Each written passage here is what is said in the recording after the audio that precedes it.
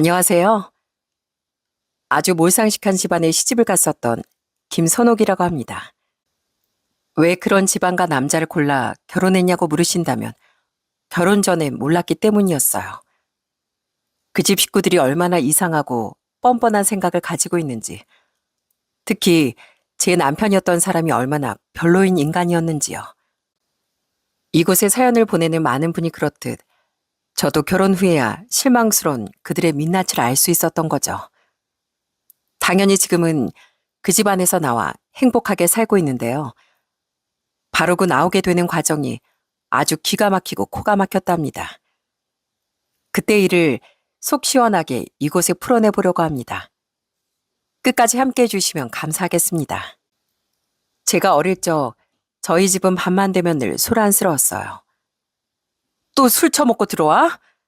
당신 하루라도 술 안 마시면 입에 가시라도 돋아? 아, 내가 뭐? 남자가 일 끝나고 힘들어서 술 한잔하고 싶을 수도 있지. 살림만 하는 옆에 내가 가장 마음을 뭘 안다고 바가지 긁어? 내가 놀아? 당신이 허구한 날 술 먹고 사고 쳐서 돈 물어주고 당신 부모님한테 돈 퍼주고 하느라 당신 월급 맨날 바닥이잖아. 그래서 내가 아침부터 점심까지 식당 일 다니고 있는 건 잊었어? 어? 아빤 매일같이 술을 마시고 들어왔고 술만 취하면 방바닥에 토를 하거나 저와 언니에게 트집을 잡아 혼을 냈습니다. 왜 아빠가 들어오셨는데 머리를 단정히 안 빗고 인사를 하냐. 아빠가 웃음냐 하면서요. 또 밖에서 먼저 시비를 걸어 남의 차를 부수고 가게 기물을 파손하는 등 사고를 쳐서 합의금도 수도 없이 물어줘야 했죠. 엄만 그런 아빠의 술주정을 몸서리치게 싫어하셨고요. 게다가 맨날 월급도 쥐꼬린 장남에게 바라기만 하는 친가 식구들에게도 질려버려 엄만 점점 악만 남으신 것 같더라고요. 그렇게 하루가 멀다 하고 아빠 다투던 엄만 언제부턴가에 입을 꾹 닫으셨어요. 그리고 그 침묵은 1년을 넘지 못했어요. 아빠에게 학을 뗀 엄만 제가 10살 또 언니가 12살 때 이혼을 택하셨거든요. 너희한테 이혼 가정에서 자란 애들이라는 딱지 붙여주고 싶지 않았는데 미안하다. 근데 저런 아빠라면 너희한테도 아예 없는 편이 낫겠어. 저와 언니도 아빠를 싫어했습니다. 어린 마음에 엄마에겐 차마 말하지 못했었는데 언니와 전 아빠의 옷자락에 묻어있던 립스틱 자국도 몇 번 봤었어요. 집엔 관심도 없이 밖에서 여자 만나고 다니며 엄마 울게만 하는 아빠에게 딸들이 정이 남아있을 리가 없었죠. 나중에 안 사실이지만 엄만 아빠가 여자 나오는 술집에 드나들었다는 것도 다 알고 계셨다네요. 그럼에도 불구하고 엄만 그저 자식들을 위해 참으셨던 거죠.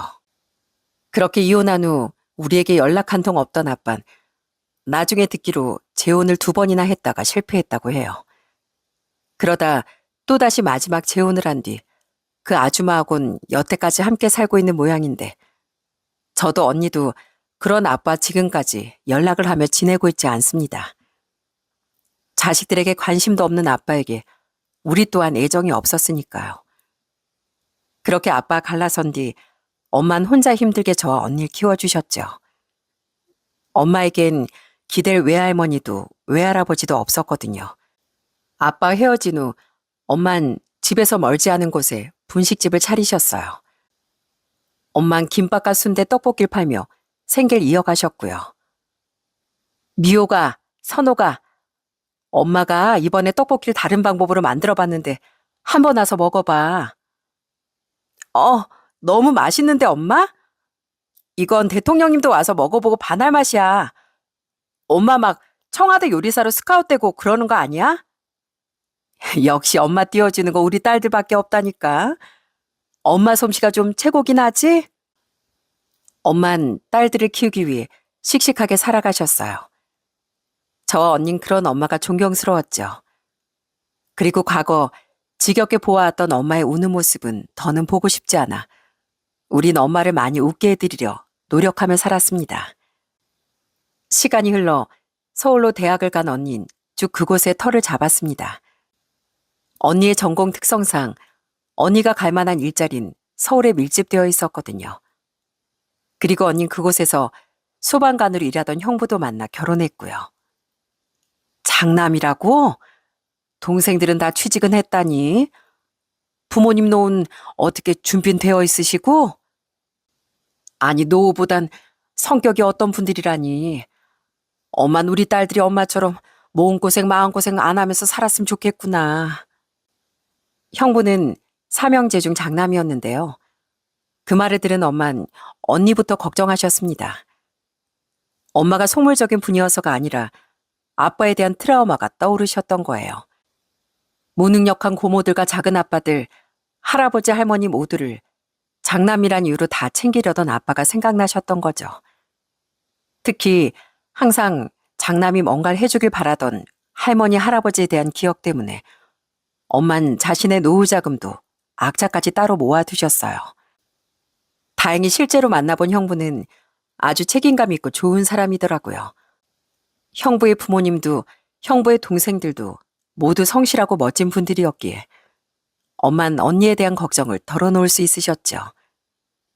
그런 엄만 제가 30대 후반의 나이로 뒤늦게 결혼할 남자를 인사시켰을 땐 처음부터 내심 안도하셨습니다. 남편이 형제 자매가 없는 외동이었고 집도 잘 사는 편이었거든요. 남편은 직원이 25명 정도 되는 작은 회사에 다니고 있었는데 그 회사가 바로 시부가 운영하던 회사였습니다.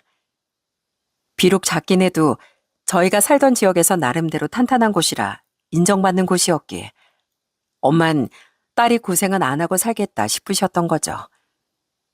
물론 엄마가 가장 좋아했던 부분은 남편이 절 끔찍하게 아껴주고 좋아해줬다는 사실이었어요. 얘 선호가 신우구 말이야. 너를 보는 눈에서 아주 꿀이 뚝뚝 떨어지더라. 네 말대로 널 정말 좋아하나 보다.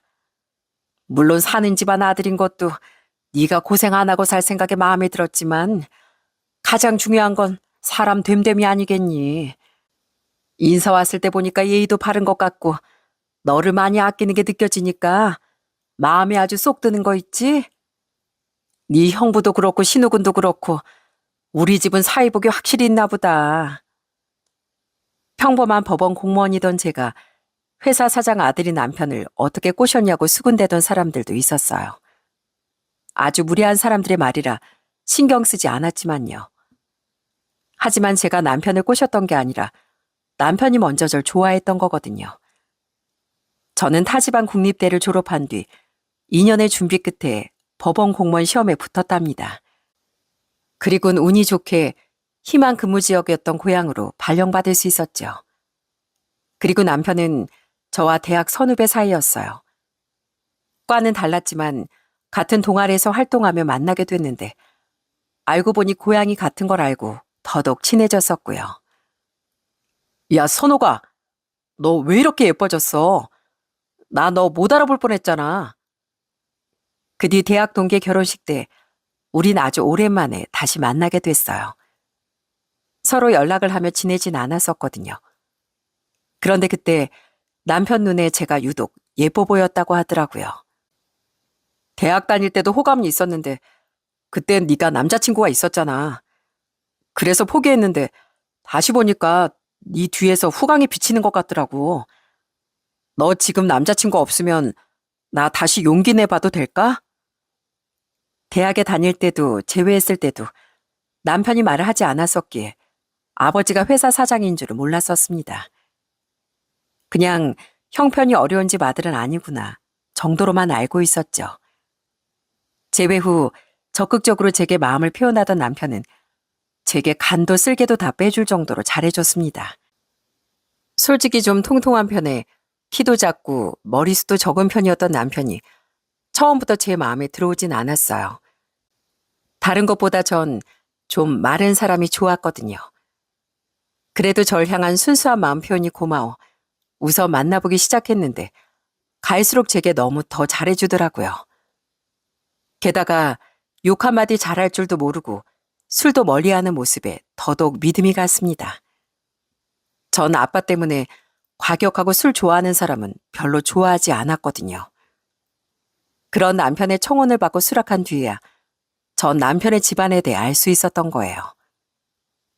언젠간 내가 물려받으려고 준비하고 있지만 지금 당장은 내 회사도 아니니까 굳이 말 안 했어. 학교 다닐 때야 그런 얘기할 필요도 없었고. 솔직히 예전엔 우리 집안만 보고 나한테 다가왔던 여자들도 몇 명 겪었는데 그때 상처를 많이 받기도 했어. 난 물주로만 여기고 뒤론 다른 남자를 만나고 있던 여자도 둘이나 있었거든. 선옥이 널 믿긴 했지만 만약 내가 널 시험한 것처럼 느껴졌다면 미안해. 사과할게. 하지만 이건 확실하게 말할 수 있어, 선호가. 난 널 진심으로 좋아해. 남편은 혹시 그 일로 제가 자신을 밀어낼까봐 불안해하더라고요. 하지만 전 크게 신경 쓰지 않았죠. 남편이 부모님에 대해 거짓말한 것도 아니고 그저 숨긴 것뿐이었으니까요. 집에 엄청난 빚이 있다는 등의 현실적인 고민이 되는 문제도 아니었고요. 오히려 남편의 아픈 상처가 안쓰럽게 느껴졌죠. 그렇게 남편과 전 결혼을 했습니다. 처음엔 행복했어요. 남편도 저희 엄마에게 잘하는 편이었고 시부모님과의 관계도 나쁘지 않았거든요. 무엇보다 저를 세상 가장 귀한 보물 대하듯 소중히 여겨주던 남편의 마음에 정말 잘한 결혼이라는 생각이 들었죠. 그런데 막상 같이 살아보니 불편한 게 한 가지 있었답니다. 여보, 당신 갈수록 다크서클이 깊어진다. 어제 또 잠 설쳤어? 어, 당신 진짜 수면센터 이런 데 가보면 안 될까? 나 정말 당신 코골이 때문에 잠을 못 자겠어. 그건 남편의 엄청난 코골이 소리 때문이었습니다. 우린 연애할 때 함께 여행을 가본 적도 없었거든요. 그래서 남편의 코골이에 대해 미처 몰랐죠. 귀마개를 해도 뚫고 들어오는 남편의 코골이 소리가 너무 괴로웠는데요. 서운했던 건 제가 그렇게 힘들어하는데도 남편은 자신의 코골이를 고쳐볼 노력도 하지 않았다는 거예요. 귀찮아. 우리 부모님은 익숙해져서 나랑 같은 집에서 자도 잘만 주무시던데. 당신도 익숙해지겠지. 당신이 좀 이해 좀 해줘. 이건 나도 어쩔 수 없는 거잖아. 평소 늘 절 배려해주던 사람이라고 느꼈는데 마음이 상했습니다. 그래도 다행인 건 정말 그 소리가 점점 익숙해져서 나중엔 귀마개를 끼면 어느 정도 잠을 잘 수 있겠더라고요. 그래서 다행이다 싶었는데 남편에게선 점점 다른 문제들이 일어나기 시작했습니다. 아, 저 이 삐리리 삐리리 삐리리가 이 창자를 다 뜯어버릴 쌍쪽 같은 자식이. 여보, 제발 욕 좀 그만해. 진짜 귀가 썩을 것 같아. 왜 그렇게 게임만 하면 욕을 하는 거야? 남편은 취미가 게임이었는데요. 분명 신혼 초엔 안 그랬거든요. 좀 욱할 땐 있어 보였지만 그래도 혼자 잘 삭히더라고요. 그런데 결혼한 지 1년 반 정도 지나며 제가 듣든 말든 5만 가지 욕을 다 하기 시작하더라고요. 분명 그 흔한 쌍시옷 들어가는 욕 한 번 못하던 사람이라고 생각했는데 말입니다. 제가 그만 좀 하라고 잔소리를 해도 남편은 들은 척도 안 하더라고요. 당신 대체 왜 이래? 원래 대학 다닐 때도 연애할 때도 이런 적 없었잖아. 신혼 초까지만 해도. 대학 다닐 땐 게임 안 했으니까. 그리고 그때도 남자들이랑만 있을 땐 한 번씩 욕도 하고 그랬어. 방친이 몰랐던 거지. 또 누가 연애할 때 여자친구 앞에서 욕을 해. 신혼 초까지만 해도 당신한테 잘 보이고 싶고 했으니까 조심했던 거지. 근데 이젠 좀 편해졌잖아. 나도 집에선 좀 긴장 안 하고 편하게 있자. 어? 남편은 변한 게 아니라 제 앞에선 그냥 조심을 했던 거더라고요. 그리고 남편은 게임할 때뿐 아니라 운전할 때도 그렇게 쌍스러운 말을 내뱉더라고요. 저 삐리리가 운전은 무슨 발가락으로 하나? 저 똥통에 담가서 삐리리 할 삐리리가? 여보, 하지마 좀. 나 지금 옆에 있는 거 안 보여? 결국 다 내가 듣고 기분 나빠지는 거라고. 과격한 남자가 싫어서 남편이 좋았던 건데 정말 속은 기분이더군요. 그런 욕설 외에도 문제는 더 있었습니다. 남편은 점점 식사 매너가 말 그대로 개매너가 되기 시작하더라고요. 아, 당신 내가 밥 먹을 때 방귀 끼지 말라고 했지? 역하다고 좀. 아이, 배가 더부룩한데 그럼 어쩌라고. 꼭. 아, 트름도 제발 좀 고개라도 돌려서 해. 같이 먹고 있는 난 생각도 안 해? 오빠 전에 안 그랬잖아. 밖에서 다른 사람들이랑 밥 먹을 땐 그렇게 예 있는 사람처럼 굴더니 왜 집에서만 이러는 건데? 나도 체면이 있지. 아이, 어떻게 밖에서 하고 싶은 대로 다 해. 여자들 화장하는 거랑 똑같은 거야. 밖에선 체면 차려도 집에선 좀 편하게 먹으면 안 돼? 내가 이제 와서 당신한테 뭘 잘 보여야 하는 것도 아니고 당신이야말로 잔소리가 너무 심해. 남편이 식사를 하면서 내키는 대로 생리현상을 해결하더라고요. 심지어 뻔히 제가 밥을 먹고 있는데 코를 파서 제게 왕건이라며 보여주기도 했고요. 진짜 밥맛이 떨어져서 숟가락을 내려놓고 소리를 빽 하고 질렀습니다. 제가 그럴 때면 남편은 적반하장으로 아예 삐져버렸고요. 그나마 처음엔 볼멘 소리로 안 그럴게 하는 말이라도 했었는데 나중엔 삐지면 아예 며칠씩 말도 안 하더라고요. 진짜 그럴 땐 아주 우라통이 터졌습니다. 이건 완전 사기 결혼이야. 당신 이렇게 추잡하고 속 좁은 사람인 줄 알았으면 난 이 결혼 안 했을 거라고. 전 제게 잘 보이려 자신의 본 모습을 꽁꽁 숨겼던 남편에게 속았던 겁니다. 그런 제 울분에 남편은 아주 짜증스럽게 대답하곤 했죠. 아이 참, 다른 남자들은 뭐 다른 줄 알아? 다 똑같아. 좋아하는 여자 꼬시려면 무슨 척이들 못해? 내가 보기엔 당신이 오히려 유난이라고. 문제는 그런 남편뿐만이 아니었습니다. 좀 지켜봤더니 남편을 그렇게 키운 건 시부모님이더군요. 시부모님은 외아들인 남편을 아주 오냐오냐하고 키웠던 겁니다. 아우, 저 개나리 십장생이 진짜 제사밥 빨리 먹고 싶어서 환장했나. 저 비릴이 나중에 내 손에 걸리기만 해봐. 이곳엔 제대로 적지 못하겠지만 어느 날 시부모님을 태운 제 차를 타고 가고 있는데 남편이 또 심한 욕설을 내뱉더군요. 그때 너무 놀라 저는 남편의 어깨를 살짝 치며 언성을 높였어요. 여보, 어머님 아버님 계시는데 욕을 하면 어떡해. 예, 운전하다 보면 그럴 수도 있지. 어디 남편한테 목소리를 키우니? 그래, 새아가 너야말로 시부모가 이렇게 보고 있는데 남편한테 그러면 쓰냐? 남자가 화나면 욕도 하고 그럴 수 있는 거지. 그게 뭐 큰일이라고. 그런데 오히려 시부모는 건방지다며 절 타박하는 겁니다. 그전에도 아들을 좀 오냐오냐하는 분들이군 하는 건 느끼고 있었는데 그래도 상식적인 분들이라고 생각했었거든요. 그 상황에서 저거 한마디 했다고 저를 그렇게 몰아세울 줄은 생각지도 못했습니다. 그런 자기 부모의 반응에 남편은 의기양양한 듯 이렇게 말하더라고요. 거봐, 당신이 예민한 거라고 내가 그랬지? 그 일로 저와 시부모 사이엔 거리감이 생겼습니다. 시부모는 그날 일을 내심 마음에 담아둔 듯 제게 좀 쌀쌀맞아졌고 저도 그런 두 분께 전처럼 살갑게는 못하겠더라고요. 제게 자신의 본 모습을 보이기 시작한 남편은 시부모 함께 있을 때도 개판이 식사 매너를 편하게 드러냈는데 당연히 시부모는 그런 남편의 식습관을 알고 있었어요. 그런데도 그들은 그저 아유, 우리 아들 잘 먹네. 잘 먹었으니까 소화도 금방 되지. 하고 말하며 남편의 문제점을 고칠 생각조차 하지 않더라고요. 남편은 갈수록 당신이 유난인 거다 하고 말하며 자신을 못마땅해 하던 제게 날을 세웠는데요. 남편이 자신에게 문제가 있는 걸 몰랐겠습니까? 보기 싫은 행동인 걸 알고 있었으니 다른 사람들 앞에서 그리고 연애 시절 제 앞에서 자신의 본 모습을 숨긴 게 아니겠어요? 남편은 그저 저를 잡은 물고기라고 생각했던 겁니다.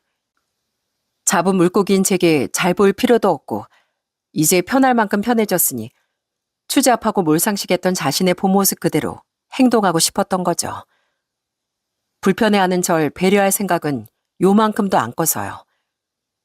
그런 남편에게도 시부모에게도 갈수록 정이 떨어졌지만 제가 결정적으로 가장 크게 상처받은 사건이 있었습니다.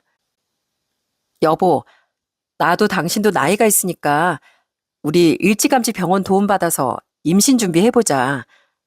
당신도 나도 아이 많이 갖고 싶어 하잖아. 신혼 초 전 남편에게 임신을 제대로 준비해보자고 말했었어요.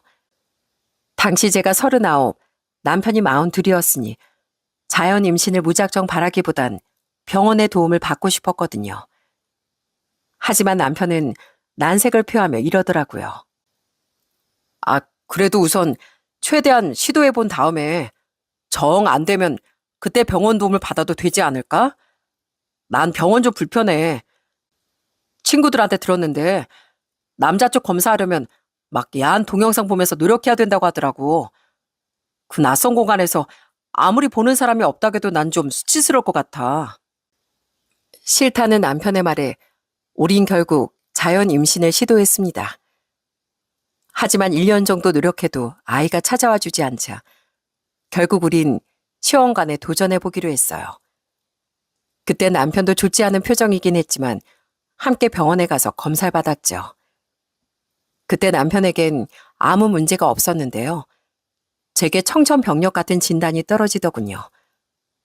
전 그때 자궁 내막증 진단을 받았던 겁니다. 결혼 전부터 제가 생리통이 좀 심하긴 했는데 그냥 원래 그런가 보다 하고 대수롭지 않게 생각했었어요. 그런데 그게 병 때문이었다니 너무 충격적이었죠. 시험관 시술은 어림도 없는 소리였고 전 우선 수술부터 받았습니다. 그렇게 수술을 받은 후에도 재발 가능성이 크다는 의사 선생님의 말씀을 듣고 호르몬 치료를 이어갔어요. 매달 호르몬 주사를 맞으며 힘든 치료 시기를 견뎌야 했죠. 얼굴은 하루에도 몇 번씩 화끈거렸고 땀에 젖어 밤마다 몇 번이나 뒤척이며 잠을 설쳤고요. 하지만 그보다 더 괴로웠던 건 내가 정말 아이를 가질 수 없는 몸이 되면 어쩌나 하는 불안함이었어요. 그렇게 1년을 버텼지만 결국 돌아온 말은 자연 임신이 어렵다는 냉정한 진단이었죠. 다만 시험관 시술은 시도해 볼 수 있다는 이야기에 전 마지막 희망을 붙잡고 남편에게 말했습니다. 여보, 나 시험관 시술은 아직 시도해 볼 수 있대. 이제 내 나이도 41인데 우리 마지막으로 노력해보자. 어? 아, 싫어. 저번에 검사할 때 확실히 느꼈어. 그거 너무 수치스럽고 불편하더라. 남자들끼리 다 똑같이 얘기해. 그 좁은 방에 혼자 들어가서 막 그런가 하면서 아우, 아무리 보는 사람이 없다지만 난 너무 불쾌했어. 근데 그걸 또 하자고? 내가 왜 그런 불편을 또 겪어야 돼? 따지고 보면 내가 원인인 것도 아닌데. 어차피 시도해봤자 확률도 엄청 낮다며. 당신 그 병 때문에. 그때가 결혼한 지 막 2년이 지났을 때였는데 아직까지 남편과의 사이가 그렇게 나쁠 땐 아니었어요. 남편이 제게 본 모습을 드러낸 지 반년 정도밖에 안 됐을 때라 아직은 좋았던 감정이 남아있을 때였거든요. 그런데 마치 왜 문제는 전데 자신이 불편을 겪어야 하는 듯한 뉘앙스에 저는 정말 상처를 받았어요. 그래서 더 이상 시험관에 대한 얘기를 꺼내기도 싫더라고요. 그 이후 남편의 더더욱 심해지는 모습들로 부부 사이가 점점 멀어져 가던 와중 시부모가 제게 자꾸 비난을 퍼붓기까지 하더라고요. 아휴, 선옥이 너 때문에 우리 집안 대가 끊기게 생겼으니 이걸 어쩌냐? 어? 시집을 왔으면 적어도 애를 딸이든 아들이든 하나 낳아야 할 거 아니야. 저도 힘들어요. 저도 아이 갖고 싶었는데 가슴이 찢어질 것 같다고요. 두 분은 어떻게 아픈 며느리한테 몸은 괜찮냐는 소리 한 번도 안 하실 수가 있어요. 어떻게 한 번이라도 위로해주긴커녕 자꾸 이렇게 비난까지 하시냐고요. 우리가 뭐 너 거의 불임에 가까운 몸이 됐다는 얘기 들었을 때부터 이랬니? 우리도 답답한데 참으려고 노력했어 얘. 근데 갈수록 우라통이 터지는 걸 어떡하니? 신우가 드디어 장가가서 손주도 볼 수 있게 됐다고 좋아했더니만 이게 대체 무슨 꼴이냐고. 아휴. 그래서 제가 남편한테 시험관이라도 해보자고 말했는데 조금의 불편함도 감수하기 싫다고 하는 걸 어떡하라고요. 노력도 다 손뼉이 맞아 하는 거죠. 어차피 네 나이랑 병 때문에 그걸 해도 확률이 10%인가 5% 정도밖에 안 된다며? 그럼 거의 안 된다는 거나 마찬가지인데 왜 너 때문에 우리 아들이 하기도 싫은 고생을 해야 하니? 선옥이 너 어디서 감히 자꾸 시어머니한테 대드냐? 신우 너 내가 이래서 그냥 좀 어린 여자랑 결혼하는 게 좋을 것 같다고 했지? 좀 어린 애들이 순진해서 말도 고분고분하게 잘 듣고 애도 순풍순풍 낳을 수 있을 거라고. 그래도 그렇게 선옥이 제가 좋다고 하더니만 이게 뭐냐? 당신은 왜 괜히 신우한테 그래? 아휴, 며느리 하나 잘못 들어와서 이게 뭔 난리인지 원. 너무 서럽고 비참했습니다. 시부모에게 저런 말까지 들은 뒤 전 아예 시댁의 발길을 끊어버렸어요. 이들은 날 똑같은 사람이 아닌 자기 아들들의 식모 겸 애 낳아주는 기계 정도로만 생각했나 싶어 아예 상종도 하고 싶지 않더라고요.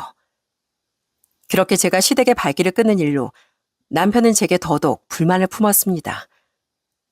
그렇게 우린 언제 행복한 적이 있었냐는 듯 감정의 골이 갈수록 깊어져 갔죠.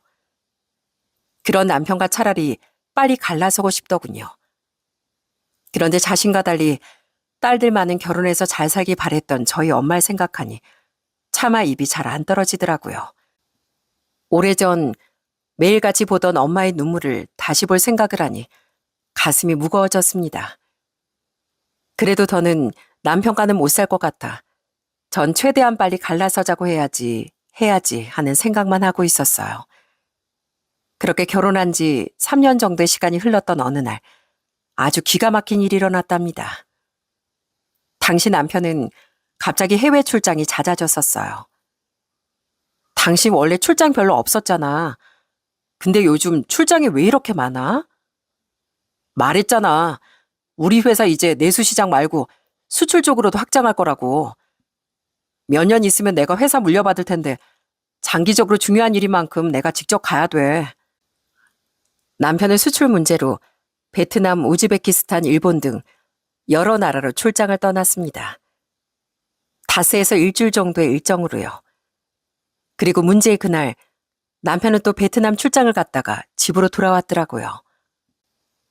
내 캐리어는 내가 정리할 거니까 손대지 마.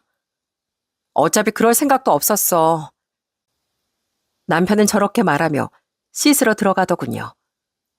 그땐 이미 서로에게 잔뜩 날만 서 있던 때라 서로를 향한 말투가 굉장히 퉁명스러웠어요. 저는 남편 캐리어를 손수 정리해줄 생각도 전혀 없었어요.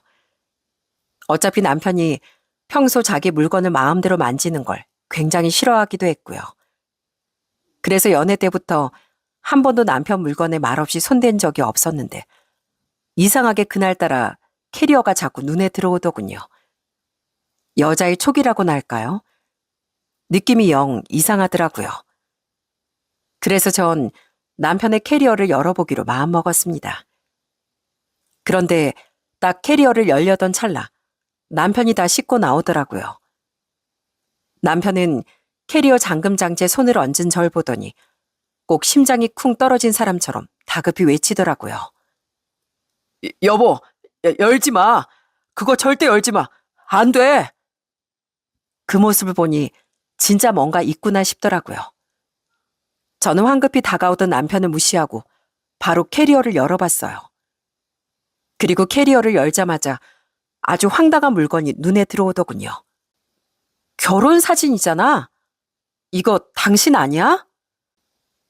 그건 정장을 입은 남편과 하얀 웨딩드레스를 입은 웬 어린 동남아 여자가 팔짱을 끼고 찍은 결혼 사진이었습니다. 순간 이게 뭔가 싶어 말문이 막히더라고요. 남편은 어쩔 줄 모르며 옆에서 입을 꾹 다물고 서 있었고요. 아마 이미 늦었다 싶어 자포자기를 한 것 같더라고요. 전 그런 남편을 무시하고 그 사진 아래에 있던 서류 봉투를 열어봤어요. 국제결혼? 당신 출장이 아니라 이 여자랑 국제결혼하러 갔던 거야 설마? 내가 이렇게 버젓이 있는데? 안에 든 서류들은 충격 그 자체였어요. 봉투에서 서류들을 꺼내자마자 가장 먼저 보인 문구는 국제결혼 중개 계약서였답니다. 다음 서류의 상단엔 노란 포스트잇에 베트남 신부 프로필이라는 글자가 적힌 채 붙어 있었고 또 다른 서류엔 결혼 이민 비자 신청 절차 안내라는 큼지막한 문구가 보이더라고요. 이거 뭐야? 이게 뭐냐고. 빨리 제대로 설명 못해? 당신 대체 뭔 짓거리 하고 다닌 거야? 전 이성을 잃고 악을 썼습니다. 아무리 사이가 안 좋은 상태였다고 해도 어떤 정신 나간 인간이 아내가 있는데 버젓이 결혼을 하고 온답니까? 그것도 그냥 바람도 아닌 국제 결혼을요. 이 인간이 절 완전히 물러본 것 같아 분노가 솟구치더라고요. 남편은 제가 자신의 물건에 말없이 손댄 적이 없기 때문에 제가 캐리어를 열어볼 거라곤 생각지도 못한 거예요. 결국 남편은 한숨을 쉬며 진실을 실토하더군요. 그러게 왜 그걸 열어가지고. 알겠어, 다 말하면 되잖아. 어차피 빠른 시일 내에 당신한테 갈라서자고 말할 생각이었는데 차라리 잘 됐네. 나 국제결혼 업체 통해서 그동안 맞선 보고 다녔어. 일본, 우즈베키스탄, 베트남 전부 다. 그중에서 베트남에서 만난 여자가 제일 마음에 들길래 이번에 다시 가서 제대로 계약하고 결혼식까지 올리고 왔어. 사진 속 여자가 그 여자야. 당신 눈에 내가 투명인간으로 보여? 그딴 짓을 할 거면 나랑 먼저 갈라서져 가던가 했어야지. 날 얼마나 우습게 봤으면 이런 짓을 해? 그것도 그냥 바람도 아니고 돈을 주고 외국 여자랑 결혼을 했다고? 결혼식 하나 올렸다고 이게 바로 같이 살 수 있는 줄 알아? 그 여자 한국 들어오려면 최소 6개월에서 길게는 1년 반도 걸려. 그 여자 거기서 한국어 검정 시험도 봐야 되고 서류 심사에 비자 발급되는 데마다 한참이라고. 그래서 우선 미리 결혼식부터 올려놓고 그 여자 기다리는 사이에 당신하고 정리하려고 했던 거야. 그래야 하루빨리 우리 부모님한테 손주 안겨드릴 수 있을 거 아니야. 남편의 말에 따르면 한국에서 베트남으로 가는 것보다 베트남에서 한국에 들어오는 게 훨씬 까다롭고 오래 걸린다더군요. 그래서 남편을 일부러 저질러 놓고 저와 정리를 하려고 했다더라고요. 난 이제 한국 여자 완전 질렸어. 우리 집 돈만 밝히면서 날 우습게 알거나 당신처럼 깐깐하게 굴면서 사람 피곤하게 만들기만 하니까 꼭 자기들이 내 머리 위에 있는 것 마냥. 당신이 전에 만난 여자들이야 그렇다 쳐도 나만 문제 있는 사람처럼 말하지 마. 길 가는 사람 붙잡고 물어봐. 누가 당신 행동 다 이해해주나. 그러니까 한국 여자랑 이제 결혼 안 할 거라고. 이번에 나랑 결혼식 올린 여자 나이가 몇 살인 줄 알아? 23살이야. 다 늙어 빠져서 애까지 못 낳게 된 당신이랑은 차원이 다르게 젊고 튼튼하다고. 나한테 검사 같은 거 받게 하는 번거로운 일도 안 만들 거고 벌써부터 나한테 얼마나 순종적인데. 한국 들어와서 나랑 살기만 하면 내 자식 둘 셋은 우습게 낳아줄걸. 내 친구 현식이 알지? 베트남 여자랑 결혼해서 엄청 잘 사는 거. 걔도 그렇게 잘 사는데 뭐 나도 베트남 여자하고 못 살 거 뭐 있나 싶더라고. 어차피 우리 애 나오면 혼인신고 하려고 해서 아직 혼인신고도 안 한 사이잖아. 그러니까 기왕 이렇게 된 거 빨리 갈라서. 남편은 이제 한국 여잔 질려서 국제 결혼을 선택한 거라고 말하더군요. 저는 그런 남편에게 열이 받아 전곡을 찔러줬습니다. 나이가 45이나 돼가지고 23살짜리 여자애랑 결혼을 했다고? 내가 정말 할 말이 없다. 그건 그렇다 쳐. 현식 씨는 자기 아내 끔찍하게 아껴주니까 잘 살고 있는 거지.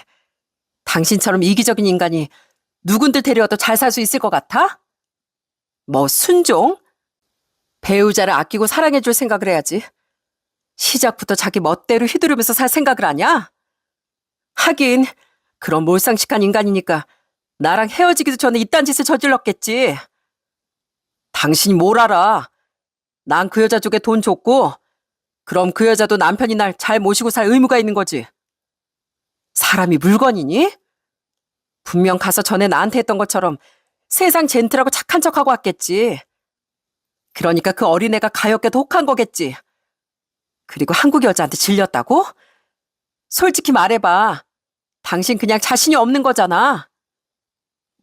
뭐라고? 당신 나랑 결혼하고 나서 밤마다 야식을 그렇게 먹더니 살이 25kg나 쪘잖아. 3년 만에. 당신 배를 못 견뎌서 뜯어진 셔츠 단추만 몇 개인지 기억도 안 난다. 거기다가 그렇게 기름진 것만 먹으면서 운동도 안 하니까 고작 3년 만에 머리숱도 3분의 1은 더 사라졌지? 나이도 많아, 자기관리도 안 해. 그런 당신을 돈 좀 있는 집 자식이라고 해도 누가 만나주겠니? 딱 이런 마인드 때문에 당신 애초에 바람도 못 피우고 돈 써서 여자 만날 수 있는 국제혼으로 관심 돌린 거 아니야. 맞지? 제 말에 남편은 전곡을 찔린 모양이더군요. 남편은 폭발할 듯 얼굴이 시뻘개져선 아무 말도 못하고 씩씩대더라고요.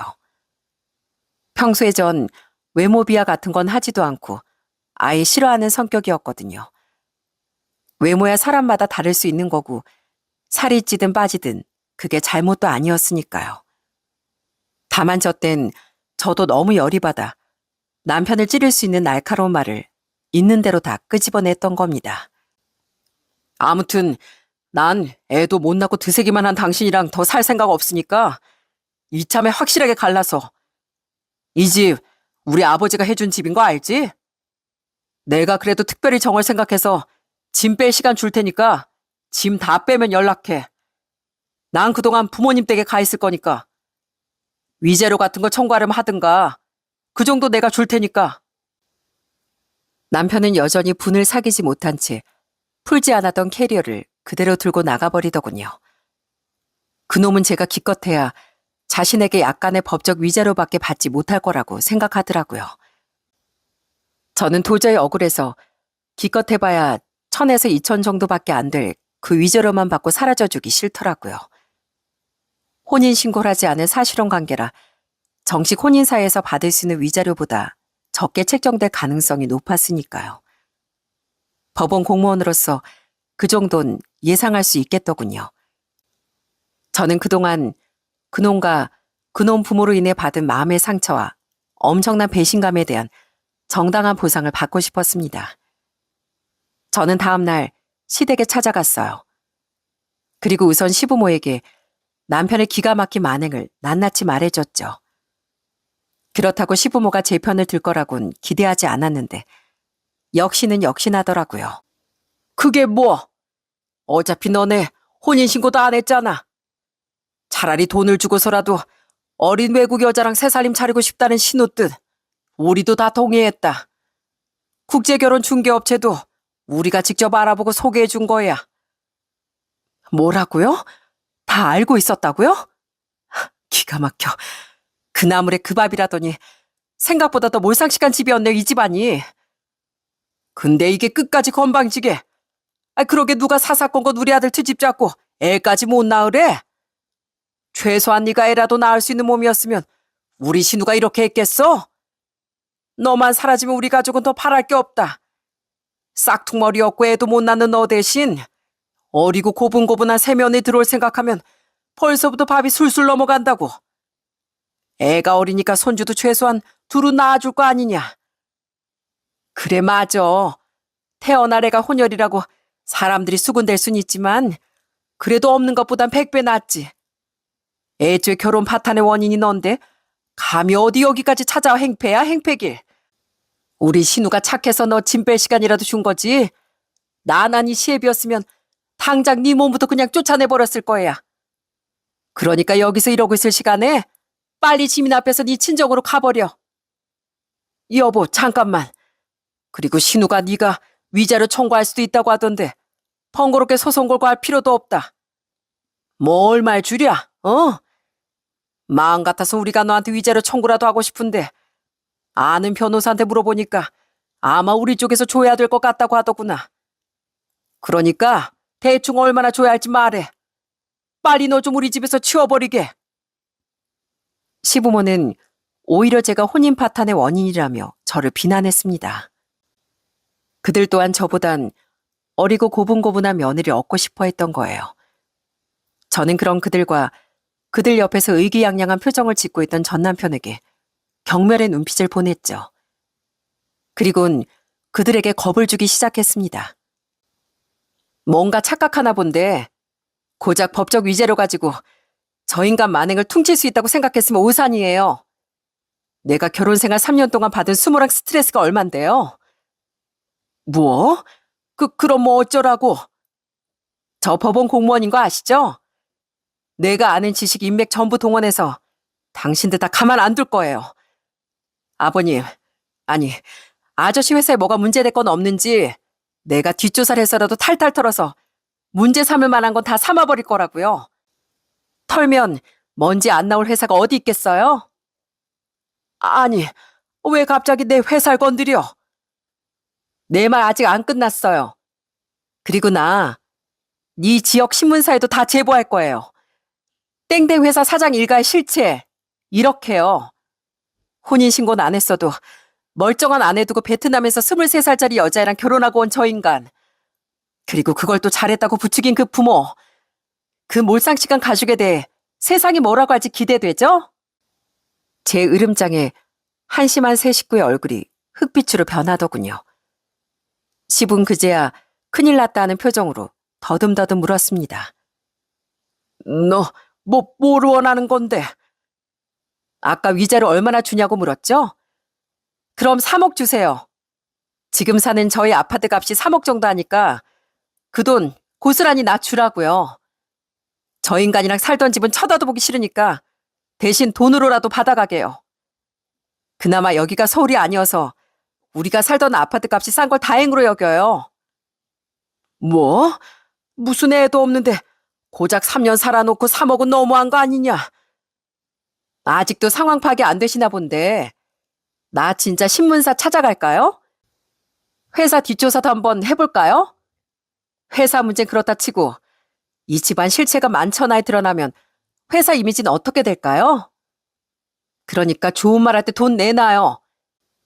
이 쌍스러운 집안에 허비한 내 3년의 시간 그걸로라도 보상 받아야겠으니까. 저는 돈이 준비되면 연락하라는 말과 함께 그 집에서 나왔습니다. 그리고 결국 그들은 제게 돈을 넘겨줄 수밖에 없었어요. 그 작은 회사에 그런 이미지 타격이 가해지면 감당하기 힘들었을 테니까요. 그리고 제가 집에서 짐을 빼던 날 남편은 집에 와서 실실거리며 까불더라고요. 그렇게 고상한 척 상식 있는 척 하더니 당신도 결국 돈이네. 그래, 그깟 3억 먹고 떨어져라. 난 이제 어린 베트남 아내랑 행복하게 새 출발할 테니까. 부모도만 믿고 설치긴. 그 3억은 내가 정당하게 받아낸 내 배신감에 대한 보상이야. 이 추잡한 인간아. 그리고 내가 장담하는데 너 그 여자한테도 오래 못 가 버림받을 거야. 너 같은 인간을 누가 참고 살아주겠냐?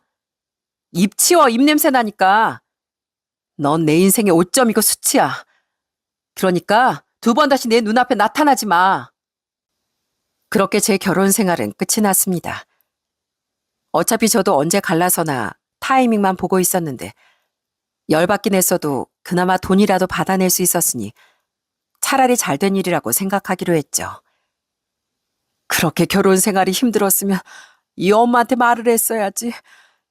엄만 내 딸이 그렇게 살고 있는 줄도 모르고.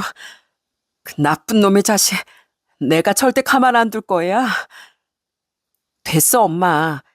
이미 다 끝났고 받아낼 것도 다 받아냈어. 미리 말 못해서 미안해, 엄마. 대체 그걸 왜 참고 살았어? 내가 잘 살기를 엄마가 얼마나 바랬는지 아니까 엄마가 너무 속상해할까 봐 차마 갈라선다는 말이 잘 안 나오더라고. 그걸 말이라고 해? 엄마한테 가장 중요한 건 너랑 네 언니가 행복해지는 거야. 나 속상한 거 싫다고 너 힘든 거 참는 일 앞으로 2번 다시는 하지 마. 엄만 친정으로 돌아온 딸을 끌어안고 많이 속상해하셨습니다.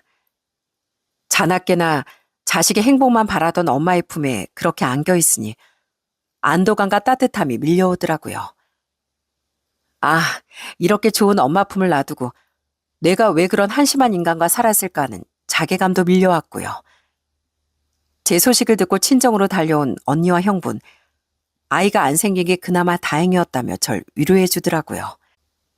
그 뒤 들리는 얘기로 전 남편은 그 베트남 여자를 한국으로 데리고 왔다고 합니다.